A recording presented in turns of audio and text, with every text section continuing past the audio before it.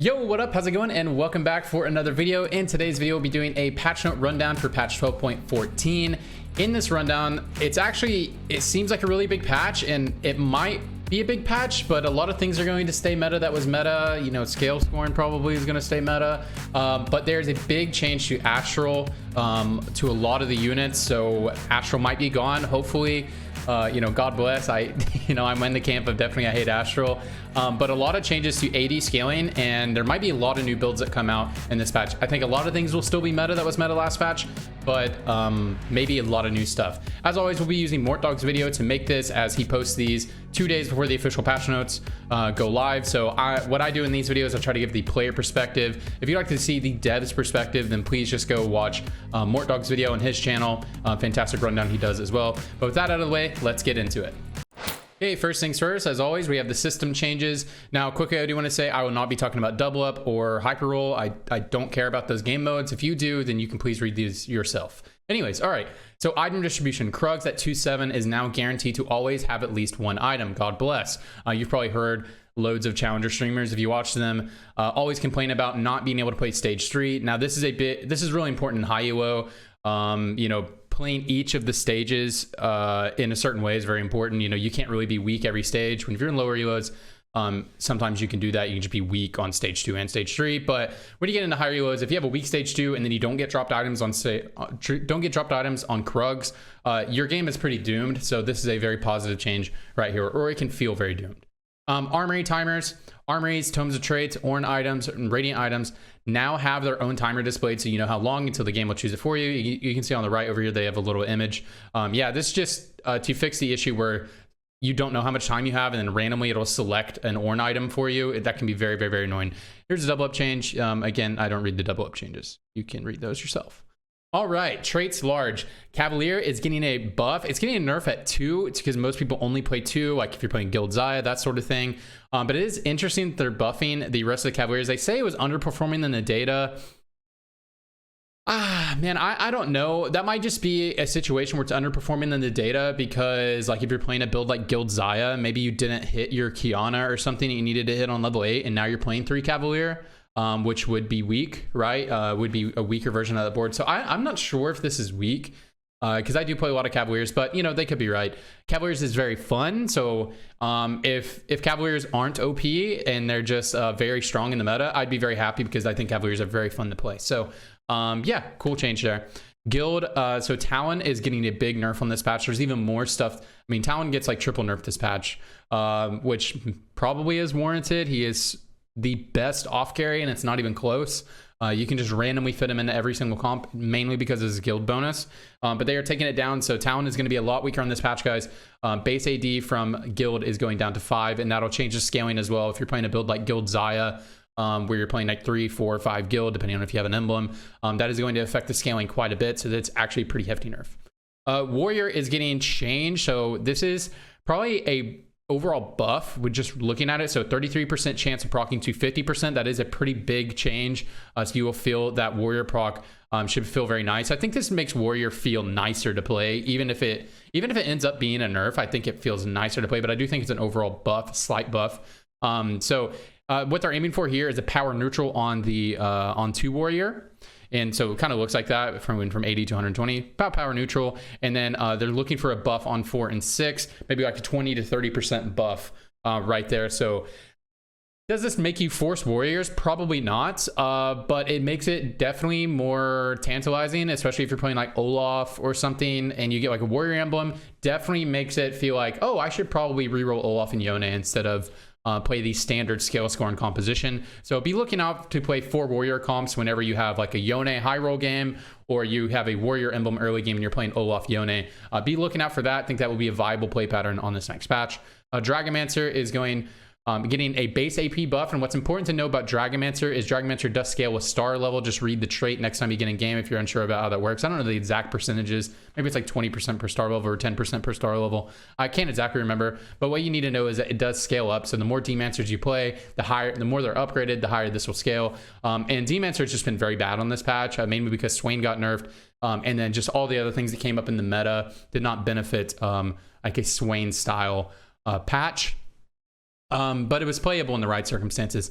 I play a lot of Lee Sin just because he's really fun. He is not very good on this patch, but I'm hoping that this change will make Lee Sin a little bit more viable. So, and they buffed a lot of the Jade, a lot of the green units. If you guys ever watch my stream, I always make a joke, don't buy the green units. They made a lot of buffs to the green units, which is the same tree that Dragonmancer works in, Jade and Dragonmancer. So I think Dragonmancer and Jade could be a play pattern, could be a very decent play pattern on the next patch. So be looking out for Jade. There's a lot of changes to some Jade units, especially Ashe, which I'm excited to talk about. And Tempest is the last one. So Tempest, the damage is going down by 5%. Guys, honestly, you're not going to notice this. This might change some of your fights, but I'm almost certain you will not notice this because, guys, you just play Tempest because they're good units. Qiyana Ornn, that is the easiest combo in the game. Qiyana Ornn, you're playing Dragonmancers, Lee Sin, Qiyana, Lee Sin, Ornn, just amazing units. You're playing Ao Shin plus Qiyana or Ornn or Lee Sin, I guess, if you want to play some weird frontline with Ao Shin. So I don't think you're going to notice that at all. And then they are buffing it at the vertical because they just want people to try it. I have seen the vertical work out. I've tried out a vertical 6 Tempest. It did not go well, but I have seen it work out in my games and in some challenger lobbies as well. I've seen it work out. So be looking out for that. I don't think this will be anything anybody like hard invests into, and they're nerfing Ao Shin 1 a little bit to make him less stable. But it's definitely an option if you get a Tempest Emblem or Eye of the Storm, that sort of thing, to go towards that thing. I'd be happy if that was an option. So be looking out for that a little bit on the beginning of next patch. Okay, traits large. We have, we're just going to be talking about Mirage here, it looks like. I actually really like what they're doing with Mirage here, so let's just talk about it, and then I'll explain what I like about it. So Mirage Executioner is going, it's getting the threshold buff. So this is, how low they need to be to guarantee critical strike. So, yeah, it's getting buffed up here to make it just feel better to play. Whereas when you play 2 Mirage, you can actually start critting people instead of like, if you play 2 Mirage early game, you're playing like Yone, Leona, they get below 25%, you're probably just like, you just don't notice that crit a lot of times because you're probably just going to kill them with your next Yone magic damage proc, or your warrior proc is probably going to execute them anyways. So I do like this, especially on the two Mirage. It seems very nice. And then they're nerfing the damage because as compensation for buffing the threshold, because they're not actually trying to buff Mirage Executioner, they're just trying to make it feel better to play. And so they're taking down the damage threshold a little bit right here, and I'll talk more about this in a second because I want to talk about Mirage Spell Sword. So Mirage Spell Sword is getting buffed. I guess it's just been underperforming in the data. I mean, totally the better Mirage trait to play if you're playing like reroll Yone and Leona, that sort of thing. The best one's Electric Overload, and the attack speed one is very good. The duelist one is very good in those builds. And then also if you're playing the Deja version, then the better ones are going to be Executioner is okay, but Dawnbringer is going to be your best one. And then Spell Sword is also in that kind of okay tier. So they're buffing that to make Yone make this feel like a more viable option for Yone. And I believe they're buffing Yone's magic damage on this as well. We'll get to that in a second. And to make that viable play pattern of like attack speed Deja feel a little bit stronger. And so one reason why I like these changes is because it kind of gives each Mirage more of a unique identity, because the way that they're changing Executioner is that you will crit more often, but your damage is lower, meaning that if you invest more into critical strike, it will do more damage. So if you build like IE, it will scale off, it will add on to this critical strike damage. So you can just try to get this like deeper scaling and like more invest into this. And then the same thing with Mirage Spell Sword, you're more likely to want to invest in like a Rage Blade, that sort of thing. So I do really like the idea of dipping deeper into this. And now that I'm reading these things, I think maybe Yone might be meta next patch. We'll see. Yone is like high roll meta right now. Like if you high roll as comp, you have the duelist and stuff, but maybe on next patch, they're buffing his magic damage a little bit. I believe so. We'll get to him. Maybe on next patch, be looking out for Yone being more viable with three different Mirages. Because right now, currently, you can play Electric Overload, Leona, Yone duo carry, where Leona kind of does a lot of the heavy lifting in that composition. It's a very specific board. And then the other one is the duelist variation because he gains the attack speed. I'd be excited to see if you can play the Spell Sword one and add that one in, and maybe Yone is a very viable carry next patch, especially if there's more 2-cost rerolls. Which there probably is going to be because I believe Scale Scorn is unchanged on this patch, but we'll get more into it. I'll get more thoughts at the end. Okay, so this is a big change. I'm not going to go through all of these units because it's a systemic change across every single unit in the game, pretty much. So Champ's 80 scaling are going to be changed. So instead of it being 80% AD bonus per star level, it scales it. If you don't know, every time you star up, it scales your base by 80%. It'll now go to 50% AD per star level. And so what you need to know about this is almost all of the units, it is power neutral. What they're trying to do is, especially on AP units, make it to where their AP damage is the part that you're excited about, not the attack damage. I mean, you're always excited about the magic damage, but if you look at the damage recap, you will see a lot of your like mages and stuff like that actually do a lot of AD damage, especially if you have like Nami 3 or something like that. You'll see her do like 3k AD damage some fights, and that seems incorrect, right? So that is the main goal of this. So that is why I'm not going to go through each of these, because a lot of these are power neutral. One thing that I will talk about real quick, and this is going to be a thing for a lot of the AP units, you look at something like Ezreal. Ezreal's base AD is going down quite a bit. I think it's actually a pretty big nerf to Ezreal, considering he is a swift shot, which that feels really bad, right? But this is a long-term play because it allows them to start buffing his spell damage. So if you actually get the cream dream of like the full crit, Ezreal, blue buff, that sort of thing, you can actually start just like one-shotting people. Maybe not these numbers mean that, but the idea is that they can start putting power into that part of Ezreal's kit, which should be the part that feels good. So Ezreal's probably still needs some help here, but just know they're going to be in a better spot to balance them in the future. And the same deal with all these other EP carries like Karma, Heimerdinger, that sort of thing. Cool. Okay. One thing that's really important to look at here is Nidalee. Nidalee is getting hard nerfed. So look at this 3-star. 40. It's down by almost 40 right there. That's 38. Right? Whatever. Anyways, yeah, it's 38. Don't do math. Don't do math on camera. Don't ever do that. Okay, but she's getting hard nerfed here on 3-star. And then the other thing you need to know is Deathblade is also getting nerfed. So Nidalee is probably going to be a dead build. It's probably something that you just play. I could see Nidalee just being an item holder for like a lease or something like that. If you just high roll in the build or that sort of thing. I'm not a big Nidalee player in the first place, but I think Nidalee is finally going to be dead. Maybe she's just like a shiv holder now, or item holder for a lease. I think she might be dead, guys. Hopefully. All right, Sejuani. Oh, no, yeah, we're not going to talk about all these. Cool. Yeah, not really much to talk about here. As I said, I'm only going to go through the ones that are really highlighted, and then and the ones that I think are important to talk about.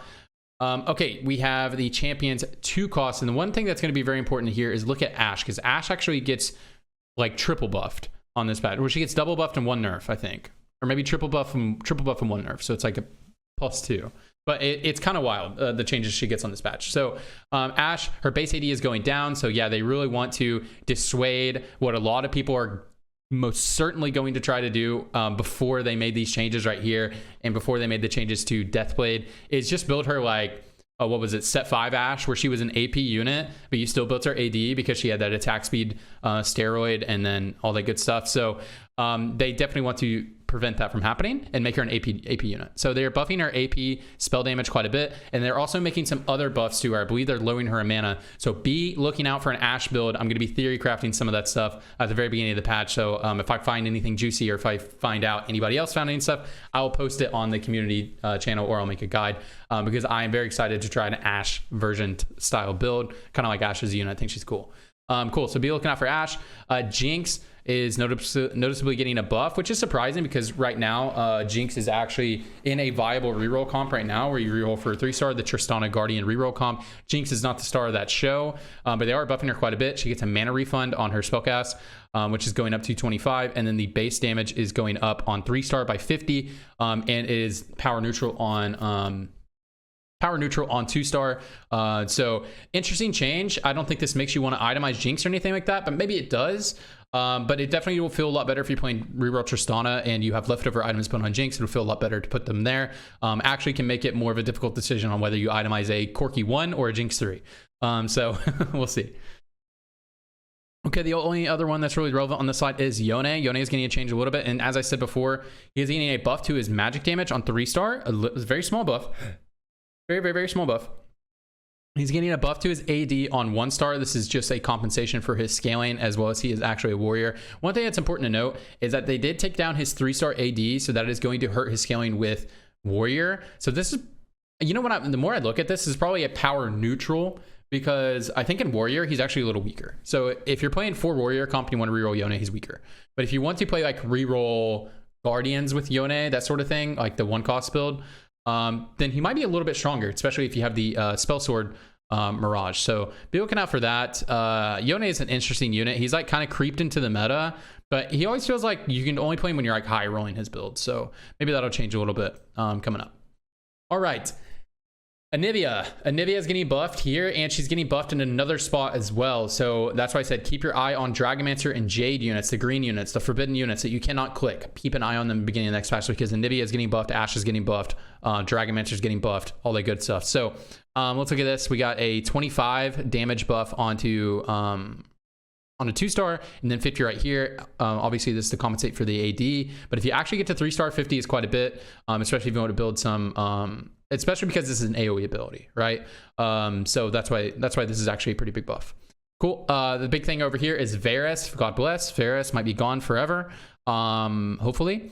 Anyways, his 3-star AD is the most important thing to look at. His 2-star is still going to be very stable. So if you're playing Varus, as long as you're not building Deathblade, which is also getting nerfed, his 2-star seems about power even, but a lot of the other units you play with him is getting nerfed as well.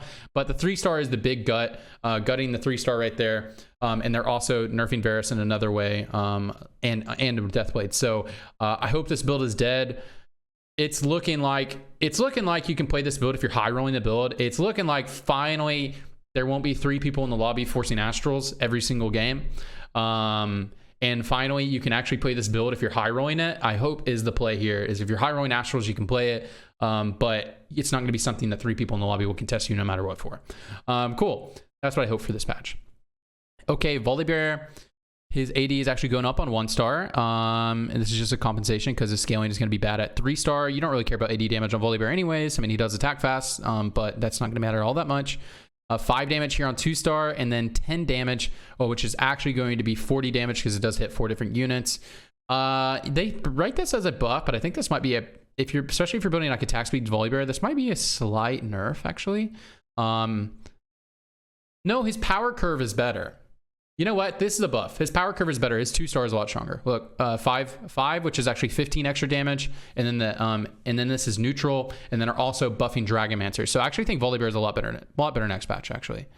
His power curve feels better, but his cap is a little lower, it seems. Okay, now we're on to this slide, and there's some big changes here. As I said, Talon is getting like triple nerfed on this patch. So is Xayah.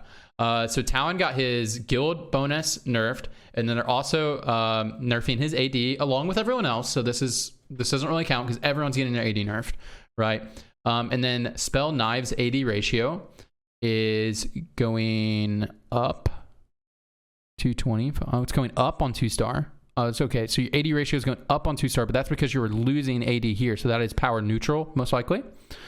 And also incentivizes you to build AD items on him, which currently right now you only build AD items on him if you get extra ones. His best items usually are just Frozen Heart Sunfire, IE, something like that. Spell base damage is going up on 2-star as a compensation. So this is overall a nerf for sure. You don't like putting AD items on him. He is your off carry anyways. So this is definitely a nerf to Talon and a big nerf to Xayah build as well. Yeah, but still guys, you can totally play Talon as an off carry. I think you'll still be fine as an off carry, especially if you're just going to run Talon to get a good Sunfire Frozen Heart user. Still will be really good. So still you can fit Talon into your comp if you have that extra slot. It will still be a good off carry, but this is a definite big hit to the Xayah comp, which best uses Talon. Okay, Xayah is getting nerfed down, so this is a flat AD nerf just as everyone else. So this is not anything crazy, but check this out, man. The damage per feather, 1-star Xayah is getting nerfed. 1-star Xayah does not feel good. Like a lot of times I'd rather play like 2-star Tristana than 1-star Xayah, something like that. So I'm not a big fan of the 1-star Xayah getting nerfed. But and the 2-star Xayah feather damage is also getting nerfed. Note that the feather damage per feather, I believe the scales off of AP actually. So this is more like even more of a nerf to think about, because like Stand United is probably the best thing to run in Guild Xayah because you have so many different like horizontal traits. So that actually hurts a lot too there. And then the feather pullback 80% is down by 18%. So just think about this. We're taking guild, we nerfed the guild AD, which is being taken down. So it went from 10 to 5, which is a big jump. Her base AD stats are down, and her dual scaling is down. So all the things that make Xayah good, running guild, running all the horizontal traits with something like Stand United, which really buffs her very hard, and then really buffs her hard with the AP ratio.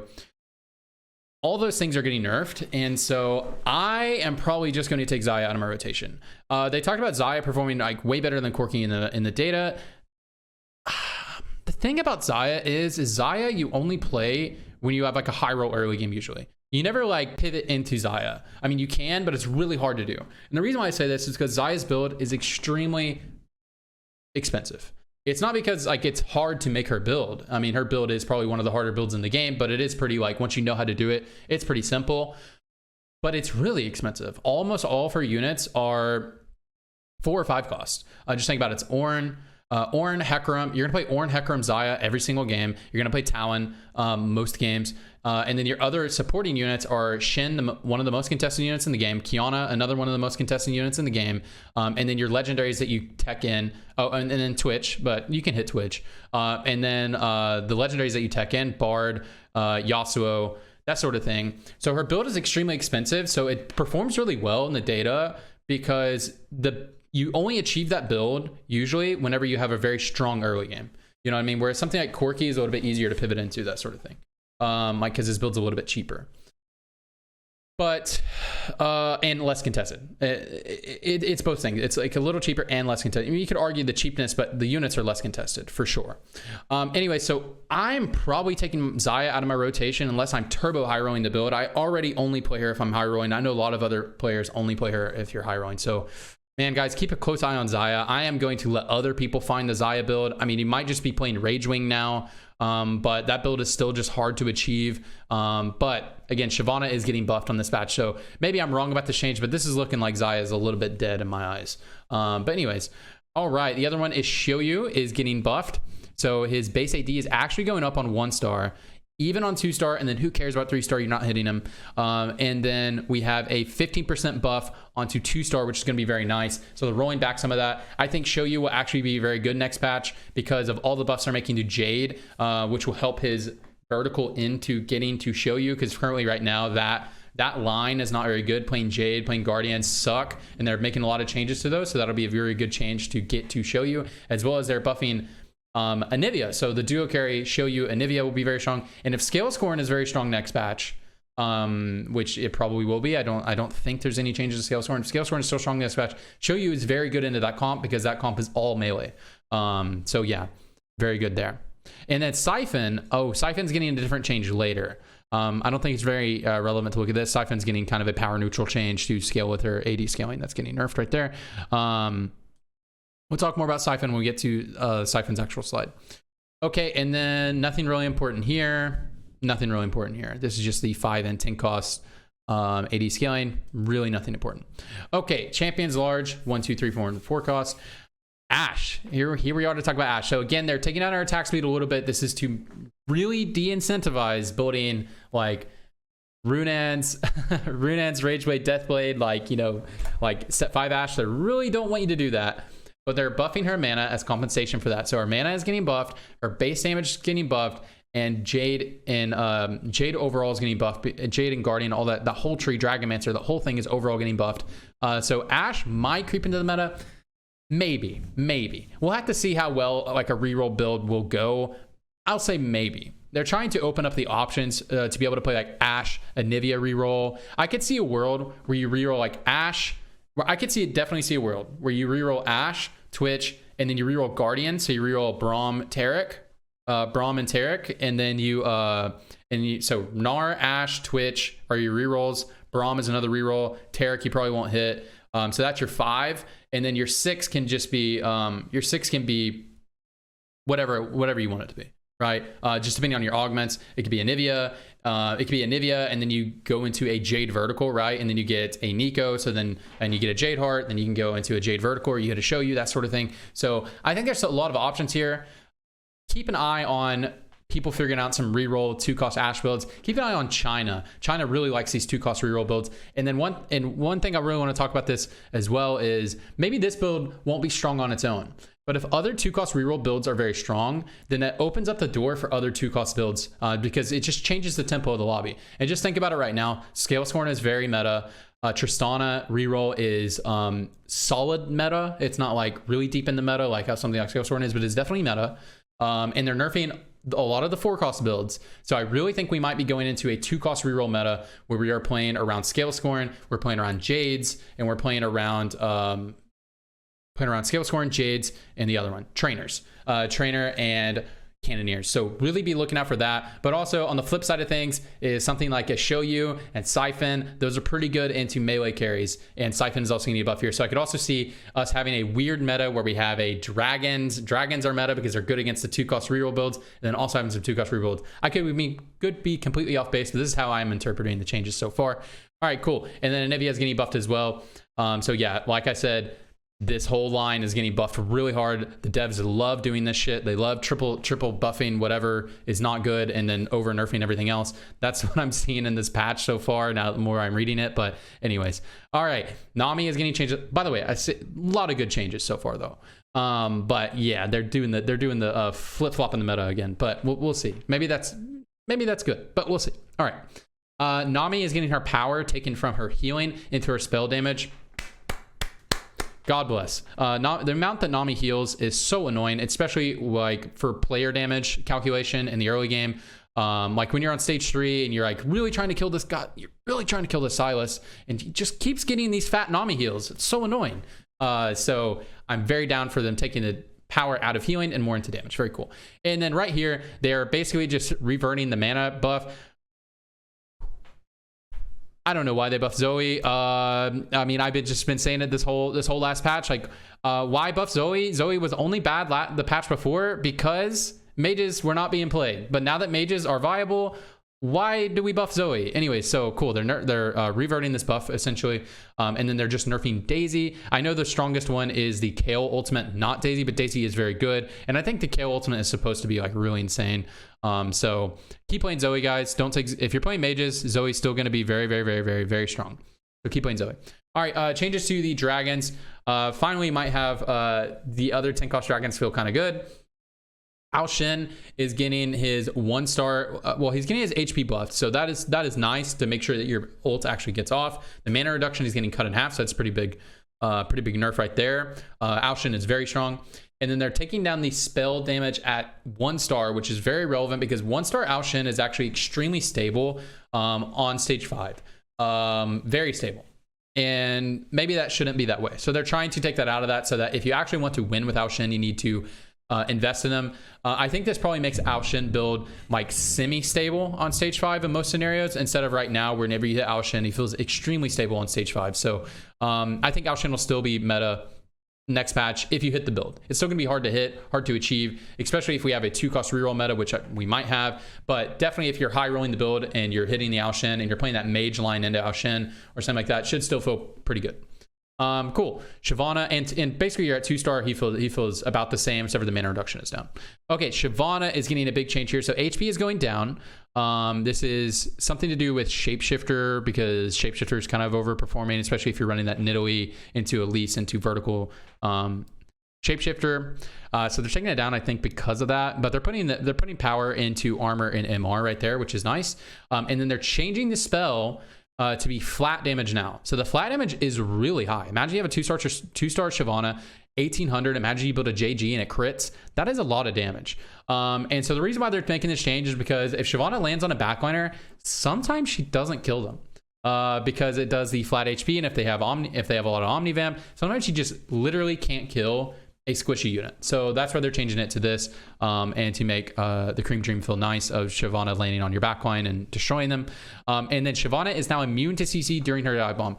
God bless. The amount of times I've played Shyvana and Bard ult interrupts her dive bomb, and it just doesn't go through, and I built like Morello Shyvana and it doesn't even apply Morello now.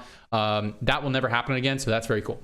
A-Soul is getting a big change here. So A-Soul is getting an HP buff, which is nice to make him feel, more like a dragon. And then the mana buff is pretty huge here. So one thing that's important to note is they made his mana go to 0. So he'll still cast it at about the same time. Actually cast a little bit slower. but he'll get his second cast off more reliably. I know his mana looks really low, but he actually channels his spell for like 2 seconds. So imagine he actually has 90 mana. And when he had 90 mana, imagine he had 120. Right? Because he's actually sitting there for 2 seconds, channeling his thing, waiting for them to die. So this is probably the buff that he needed. His base damage is getting buffed hugely at 2-star, but it is very hard to hit a 2-star ASOL. But yeah, definitely be looking out for situations where you high roll at, like maybe you high roll an Astral build and you play 9 Astrals. They're also making another change to 9 Astrals, and definitely if you're uncontested, you can probably high roll and play 9 Astrals and play ASOL. It could be very strong, so be looking out for that. And then also there's an evoker tech that you can play right now, but it's just really difficult to achieve. So they're making that a little bit easier to achieve. One thing I think is cool is his Ascension time is the same. It's identical with Ascension, identical with Verdant Veil. So maybe you can stack those type of augments with ASOL. Could be kind of a cool combo of having Ascension with this, and then his ability ascends at the same time. So be looking out for like high roll situation like that. And then bonus Ascension damage is going down a little bit because his base damage is going up so much. They want his front loaded damage to be a little nicer at the beginning of the fight, so he can actually contribute to the fight before the Ascension procs. But you do ascend earlier now, so that'd be pretty cool to be looking out for. So look out for ASOL. Not sure what's going to happen with that. I think you can high roll an ASOL build. I think is probably going to be what it is. Not something you force, but definitely a high roll situation. Okay, items, large. This is a big one, Deathblade right here. So Deathblade getting taken down. The biggest one, the most important one we're going to focus on is the 3-star. This is a direct response to Varus, Tristana, that sort of thing, but mainly Varus. Varus is finally gone. God bless, especially the one that is so strong. I think you could still high roll the Varus build. You have double trouble, best in slot items, because he's going to be a lot less contested. But there should not be three people forcing this build every goddamn game. Hopefully we're finally gone. Okay, anyways, Morello is getting buffed. Total AP is going up. Now, this is an interesting change because at the end of last set, they made the big change of making Morello more of a item that you build on utility style units. That's what they wanted to do. But the problem is in this set, they made none of the utility units being able to use Morello very well. So, except for like Sona, if you want to count her as a utility style unit, which I suppose you can. But there's no like Renata with like nerfed Renata, you know, there's no real units like that, except for like Sona. Yeah, so they're buffing the AP because some of the best users in the game right now is like Anivia, and that should be a damage threat, a legitimate damage carry. So think about building this on her. Think about building this on Ashe if that Ashe reroll build becomes a thing, or any type of variation. I actually like Morello a lot on Ashe. She's actually another utility style unit that uses it pretty well. So be looking out for building Morello and actually building it early, because you can item hold it on something like an Alawi. If you get in the early game, and then transitioning this to like a Sona or Nivea could actually be a viable item for the late game. TG is getting buffed, so buff the odds of getting better item combos at level 6 or higher. I'm a big fan of this because I actually start glove a lot. You know, if you get that Mortdog carousel where it's all tiers and gloves and like one bow, you get one of those carousels. It'll feel a lot nicer to take glove now because you build as TG. Also a buff to all the thieves gloves augments, so Band of Thieves and the other one, the silver tier one. So and I do like taking those augments because it's actually very strong in the early game to have, you know, essentially a completed item, and sometimes you roll another completed item. So this will feel a lot better scaling into the game. I think if you get offered Band of Thieves in your early game and you have a win streakable board, I think you should always take this because this will be so strong. This can basically be your frontline items for the whole game. It's just 2 TGs on your frontline. So I will be taking that augment a lot because that augment is very good for win streaking already, and it does have better scaling in the game. So be looking out for TGs. I might just start glove next patch and just try it out. I'd be excited to try it. And then they're just doing the same changes from Deathblade and Morellonomicon to their Radiant versions right here. So don't really need to talk about that too much. Augments large. Cruel Pact is a very important one to talk about. So it's reworked. Now costs 6 HP to buy XP, up from 4. But you now have a 3 HP return per turn return. I don't know why I said that way. So this changes on when you can hit 7, but it makes it more likely that you'll actually be able to hit level 8. So that is a change. I think it's a very interesting change. I can't really speculate on how this is going to impact the meta or anything like that, but I think this is a great quality of life change to Cruel Pact that makes it feel a little bit more dynamic to play, not just like, I'm going to level to 7 and sit there for the rest of the game and hope I can natural into level 8 and hold on. Now it'll actually be like you can actually build a little bit of strategy around your board and based on what the lobby's playing. Devastating Charge getting buffed. I'm scared about this getting buffed along with the Cavalier getting buffed. I think if you have like vertical Cavalier with Cavalier augments, it already does feel very strong, especially if you're playing Lilia in that scale scoring line. So I think that is already strong. And this maybe needed a buff on its own, maybe. But one thing that's important to note is that, well, the one thing I just wanted to say, if you're actually high rolling a lot of Cavalier augments, the cap is going to be very high on a line that is already kind of has a pretty high cap. If you have all the Cavalier augments, it's very, very, very strong. So be looking out for that, especially if you like playing scale scoring. Gadget Expert is being brought down. This is just the freest top 4 augment. If you get it on 2-1 and you have a somewhat decent board, like not even a good board, just somewhat decent, you will win streak the early game most of the time. So this is a lot of times just a free top 4. Very good. It comes with a very good item, and the bonus is very nice as well. Also, this is going to nerf the scale scoring composition if you take Gadget Expert in that comp, because that is a very good item taking the comp, because you do build a lot of direct damage items. So this is a nerf to that as well. So, but not a big nerf to that comp. Okay, gear upgrades, base bonus increase is 250%. So this is just giving you the cream dream of maybe playing vertical guild, can be very nice. And then also this will help if you actually take this and you want to play like Guild Xayah with Talon, is actually good compensation for that. Heroic Presence is getting buffed, so be looking out for Guardians. This is another buff to the Guardian Jade line, as well as another buff to if you want to play the reroll Leona tech. This is the best augment in the game if you want to play the reroll Leona tech, but overall this probably needed a buff because it really only works in those niche scenarios that I've just described. Ludens, damage being taken out of the early game. It is a very, very, very strong early game comp, and they're buffing the scaling on Ludens 1. Everything else stays neutral. Seems about right. Ricochet damage, bonus damage reduction going down from 50% to 33%, which is a buff, by the way. You know, that's how damage reduction works. It's on the bounce. Very nice, actually. This is another buff to the Tristana comp, which I think is already good. I took all the Cannoneer augments the other day when I was playing, and it did not feel good. I took the one where it burns the front line, I took a Cannoneer Heart, and I took Ricochet in a game where I had 3-star Cannoneers, and it did not feel good. And I actually play that comp a lot because I just wanted to try, like, hey, maybe it's going to be like Swift Shot, where the augments are broken that you play with it, but it did not feel that good. Try this out if you guys are playing reroll Tristana. Probably going to be very strong on next patch, so try it out. Reckless Spinning, so this is a Shimmer Scale thing, so they're changing it. Instead of it buff Shimmer Scale champions, because currently right now the idea of just buffing Aatrox, Kayn, Volibear, like, bruh, what are you doing? Anyway, so it's also going to buff all champions holding Shimmer Scale items, so you can theoretically buff your entire team with this, but the percentage is going down a little bit because you are going to get the buff more spread on your team. And usually when you're playing Shimmer Scale, you're not really carrying a Shimmer Scale unit. You're carrying like a Xayah, Corki, or a Yasuo, something like that. So very interesting. Try this out if you're playing vertical Shimmer Scale. It should be pretty good. Okay, Assassin's Crown is, instead of a granting Affinity Edge, going to grant a Hand of Justice. That is still going to be very good, but granting an IE is just, honestly, has been kind of ridiculous. But this is a much better spot. Cavalier Crown, no longer Sunfire Cape, now grants a Redemption. Cavalier Crown is already OP, just the crown itself. And then so changing Redemption is a very good power change right there. Because again, especially with all these other buffs to Cavalier, this is a very good compensation nerf. Guardian Crown will now grant a Sunfire Cape. The reason why they're doing this is because, for obvious reasons, they're giving them a Sunfire Cape because Guardians kind of suck. Cavaliers, they're pretty good. So that's why they're just changing this around. So this makes a lot more sense to me. Revel Crown no longer grants a static Shiv. God bless. Revel Crown is just the most broken shit in the game ever, because Revel Crown, if you actually get a Deja, it is the freest top 2 of your life. I'll have a VOD of me playing that build up pretty soon. I've had it made, I just haven't uploaded it.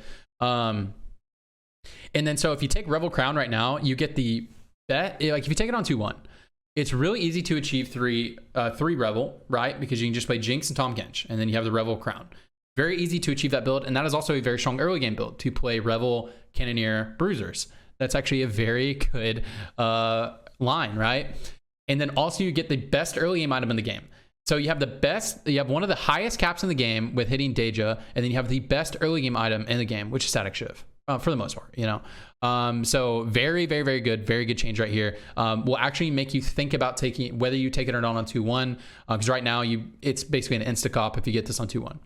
Scale Scoring Crown no longer grants a Giant Slayer, now grants a Hand of Justice. I'm not sure if this is a nerf, because Hand of Justice is a very good item for assassin. So if you have if you end up playing Sinloff, it's a very good item on Sinloff. If you actually have an assassin emblem as well, it's a very good item. It's a decent item on Lilia. If you don't end up getting a BT, you can play this. And it's also a very good item on Diana, if you end up playing actual carry items on Diana. So I'm not sure this is a nerf, thanks to power neutral. Shimmer Scale now grants a Volibear. That's actually pretty big because that is 2 gold over 3. So yeah, that's interesting, but probably doesn't change much.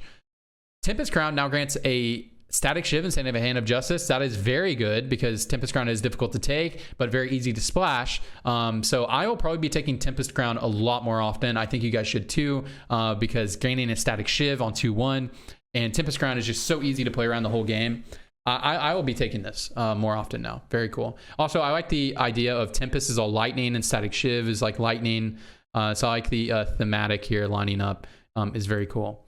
All right, cool. Here we are at Trade Small. So this is 9 Astral. So 9 Astral is going from 30% to 70% item drop rate at 9 Astral. Now this is very interesting to me because I love playing 9 Astrals, but it's impossible to play because you're triple contested every game. And if you're triple contested, then you're not going to be able to hit like Nami or Alawi or Varus. You're not gonna be able to hit one of them. And then if you go to level 8 and you roll, you're not gonna be hitting your ASTRALs nearly as reliably. I don't know why it works that way, but it does work that way.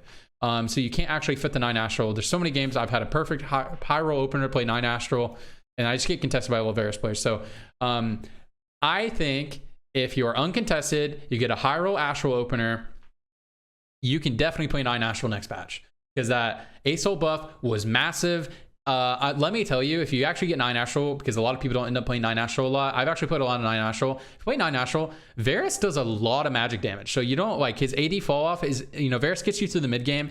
That damage is actually really nice, as well as Nami's got her based, her damage buffed as well, which will scale with 9 Astral. And then you hit the ASTRAL who got his damage buffed a lot, which scales very well with 9 Astral. You get a lot of AP, and then this item drop rate, so you can actually itemize all of your units that matter, like Alawi, Varus, Nami, ASTRAL. Now again, I think this is a high roll scenario. I think you can totally play Astral. Be looking out for it. It seems very cool. Okay, Jade is getting buffed, so this is 9 and 12. Essentially they want, if you hit 12 Jade, because it is so hard to hit, it should be a guaranteed win unless you're against like a full legendary 2-star Hao-Shen comp, right? They want you this to be a guaranteed dub. So I'm down with this. Very difficult to achieve. And then Jade is really strong in the early game. Even in this patch where playing Jade isn't very good, very strong in the early game. And I do like this compensation they're doing right here because they did buff Anivia. You know, they buffed Anivia and Ashe like really hard. So I'm happy about this compensation right there. I think it's a good catch. Scale Scorn is getting buffed. I know it. At 6. It's because this is so hard to achieve. I don't think this needed to be buffed. They say in the data, I guess it needed to be buffed, but I had a Revel Deja, like fully upgraded comp, and I actually lost to a 6 Scale Scorn comp because in my view, there's nothing stronger in the game than 5 Revel Deja or 6 Scale Scorn, 3-star Scale Scorns. Right, those are like the 2 strongest things in the game, other than like maybe like a fully upgraded Hao-Shen board, something like that. So I don't really know why that's getting buffed. Okay, Revel.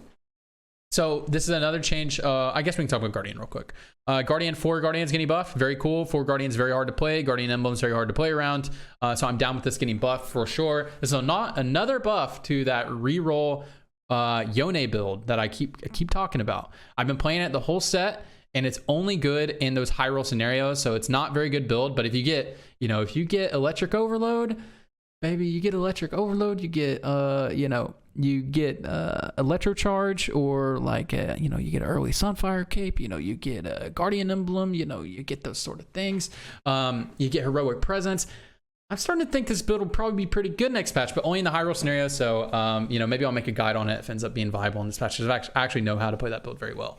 But anyways, that's neither here nor there, but very cool. Definitely need some love. Revel getting changed. So the power is getting taken out of the early game, and I think this is very good, especially with the nerf to Revel crown. So I think you actually need to think twice about whether you take Revel crown in the early game or not, because you will not be getting the item, and you will not be getting the item, and then even that 3 Revel that is very easy to achieve is going to deal a lot less damage. So I'm very, very, very happy about that. And then they're putting more power into the 5. So if you actually want to play vertical Revel, almost always you'll be playing Deja. So they do want that comp to be extremely strong, but way harder to get there. I'm actually very happy with how they're doing this because I think 5 Revel Deja should be extremely strong. I definitely agree. It should be very strong. But the way that you get there is so easy. And so they're making it a lot harder to get there. Very happy about that. I will probably not be taking Revel Crown in the early game on this next patch. But I will be playing Revel Deja if I get offered later in the game. That could be very nice. Cool. All right, champion small changes here is Alawi's getting a 50 health nerf. Fine, cool.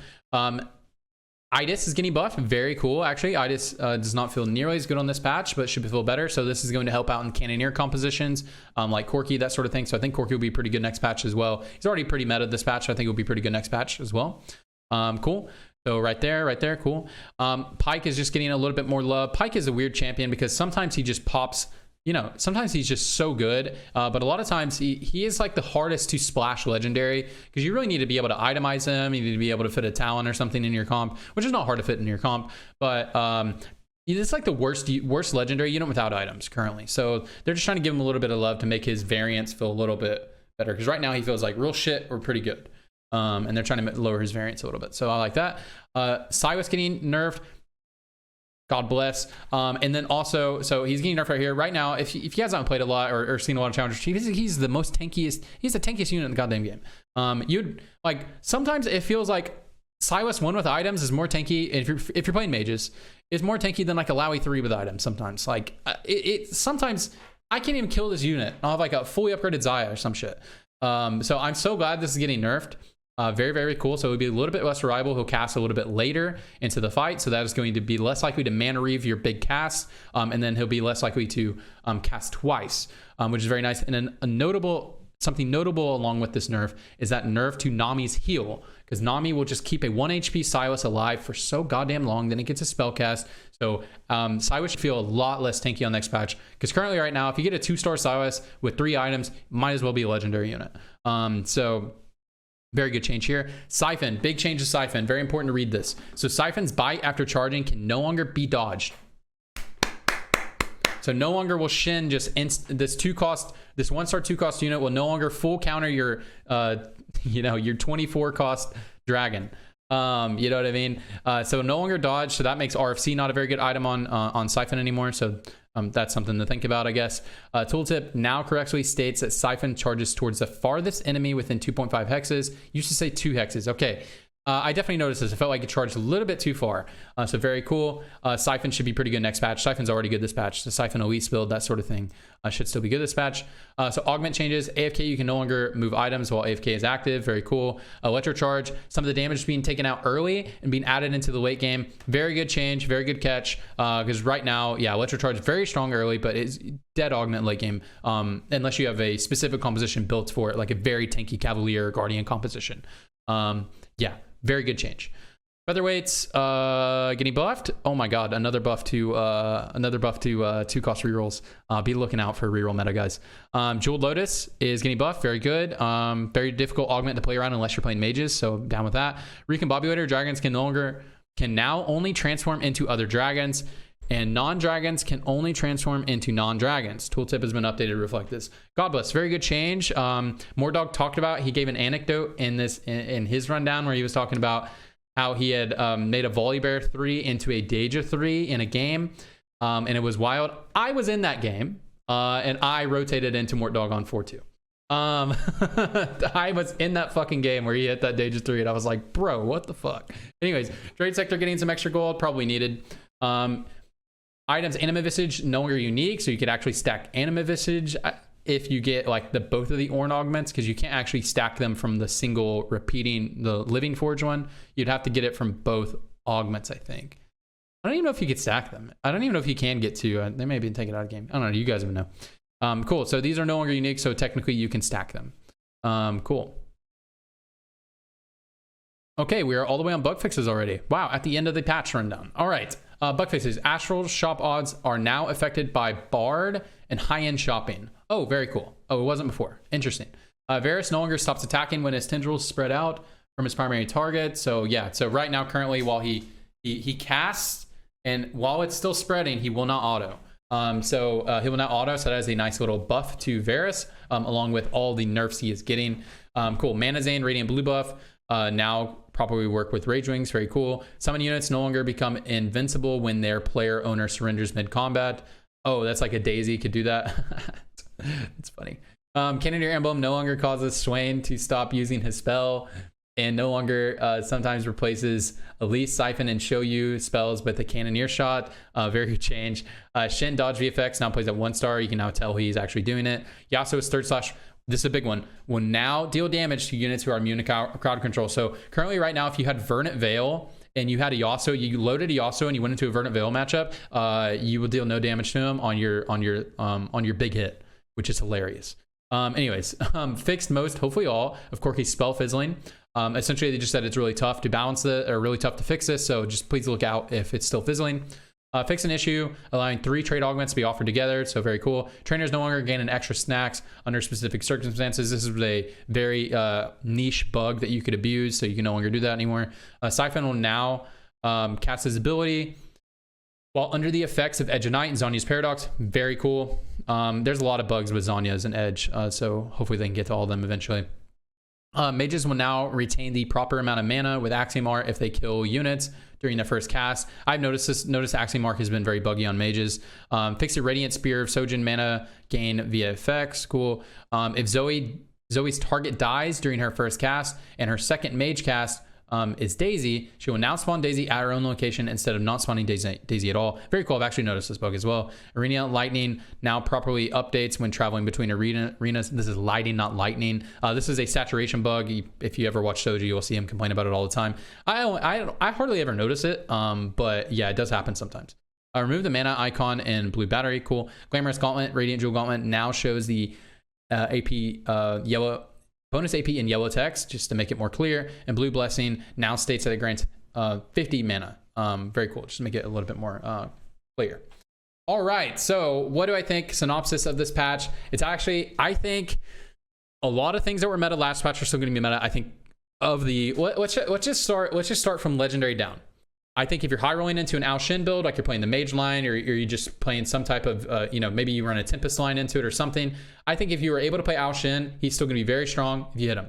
I think Shyvana is definitely going to be a much more viable build to play, especially if you're playing like Shapeshifters, you're playing like a reroll Elise build or something, and you want to try to reroll Elise build, and maybe there's a door to you play Shyvana instead of Siphon.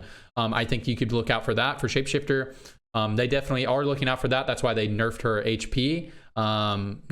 Because they are looking for if someone goes for like a 6 Shapeshifter Elise style build, especially with Elise not getting changed on this patch. So be looking out for that. And then Asol, I think, definitely could be viable in those situations where you're able to tech into a 4 Evoker comp. That is a very specific niche scenario. But I also think 9 Astral definitely could be a comp as long as you are not contested and you are high rolling the build. Be looking out for that. I think those are scenarios that he can succeed. And maybe actually if you have a high roll build and you go into a level 9, maybe you actually look to play Asol. Maybe you actually flex Asol and Ao Shin. So be looking out for that. Coming down for that, 4 cost. Talon is, you're probably still going to play him in all the same scenarios you still played him, but maybe like if you're playing Xayah, maybe you'll think about playing Shyvana instead of playing guild units. So that is the only thing that I think Talon is really different. But overall, I think Talon is still going to be a good unit. It's still going to be one of the best Sunfire Frozen Heart users. So if you have those type of items, I think you can still splash him in, but maybe think about not playing him all the time with Xayah, that sort of thing. Xayah, I don't know about Xayah, guys. I am taking Xayah out of my rotation. I already think that is an extremely high roll build, very, very, very expensive. And then you can think about it this way. Well, man, you could just play Shyvana with it. That is a more expensive build. So the problem I have with Xayah is you have to high roll into that build most of the time in higher elos. I'm not talking about if you're playing in gold or something like that. So I am personally going to be taking Xayah out of my rotation unless I am turbo high rolling the build. I will not be forcing Xayah at all. And I don't think that you should either. Cool. Corki, I think will be pretty good this patch. They buffed Idis, and Corki was already good, and they buffed Jinx. So if you're running like rerolls into a Corki, or you're just running standard Corki, and they buffed Sona, I think Corki will be pretty good this patch in terms of 4 costs. Show You, I think will be good this patch if we are if Scale Scorn is still meta, which I don't know why it wouldn't be. If Scale Scorn and Elise are still meta, I don't know why they wouldn't be meta. Shoyu has a good matchup into both of those builds and has a good matchup into Siphon. I think Siphon will still be meta next patch. Siphon's in a good spot. And Siphon got the quality of life buff that Siphon definitely needed. So definitely I think Siphon Elise is going to be a very viable comp, and just Siphon frontline with like Corki and stuff like that is going to be very good as well. So I think the 8 cost dragons are going to be pretty good. And Deja will also be, Deja should also be solid, as well as Deja has already been on the previous patch. Going on the 3 costs, I think Scale Scorn is going to be very good. Elise is still going to be very good. Might be missing some. Anivia, look out for Anivia. Look out for Anivia builds. Look out for Anivia Shoyu builds. Can be very surprising. 2 costs. Scale Scorn again could be very. I think it'll still be very good on this patch, especially for Ira on the build. Cavaliers, vertical Cavaliers. They buffed a lot of the Cavalier stuff, so be looking out for that, especially Anivia. If you guys like, not Anivia. If you guys like playing Lilia techs. The other thing. Reroll trainers, they buffed it, didn't need a buff, and they buffed it, so we're looking out for reroll trainers, and look out for Ashe. There might be an Ashe, Anivia, Nar, Jade tech. I'm not sure. I could definitely see a world where it's like Ashe with Guardian reroll frontline, like kind of a similar style to the trainer build, but with Twitch and Ashe, Twitch, Ashe, Tarek. And then you play like Nar to get your Jade, or Anivia to hit your Jade, and then you can like pivot to like a Nar. You know, you can pivot to a like Guardian frontline with a Shapeshifter frontline with the Nar Nico. Could be very strong because Nico is still a very, very, very good unit, especially with all these like Scale Scorn, Siphon, Shoyus. Nico is very good into those style of units if those are also meta. And then 1 cost, I'm not sure if there's going to be a 1 cost reroll build on this patch. Maybe Karma. Be looking out for Karma. That's all I can think of off the top of my head. Maybe I'm missing something, but be looking out for Karma, I guess. That's the only thing I think of a 1 cost. But anyways, overall, I think we might have a 2 cost and 3 cost reroll meta with the option to play dragons or Corki, which actually sounds like a very awesome meta. Honestly, I have high hopes for this next patch. I have not enjoyed a single patch of this set yet. I just have not.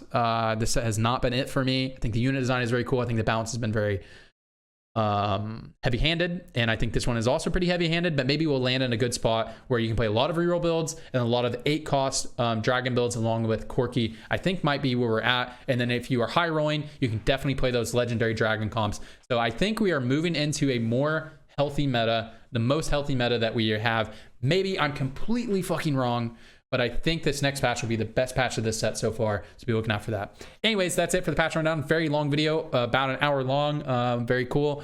But, you know, I love talking about this stuff. It's actually got me a little bit hyped. I was, you know, I've been not super hyped on TFT right now. I've just not enjoyed this set.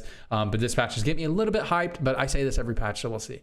If you guys want more of me, I stream about 4 to 5 days a week, stream weekdays at twitch.tv/tradingTFT, and then I post pretty much every day on Twitter at twitter.com/tradingTFT. So you can follow me at both of those places if you guys would like more of me. But if you like TFT stuff and you're on here on YouTube, please like and subscribe to the video. If you want more TFT content, I just post everything TFT, anything that I'm interested in here, so I can be one of your big resources for that. So be looking out for that. Anyways, that's it. I appreciate all of you guys for sticking around this long, and I hope you have a wonderful day, a wonderful night, wherever you are. Just hope you're doing well. See ya. Bye.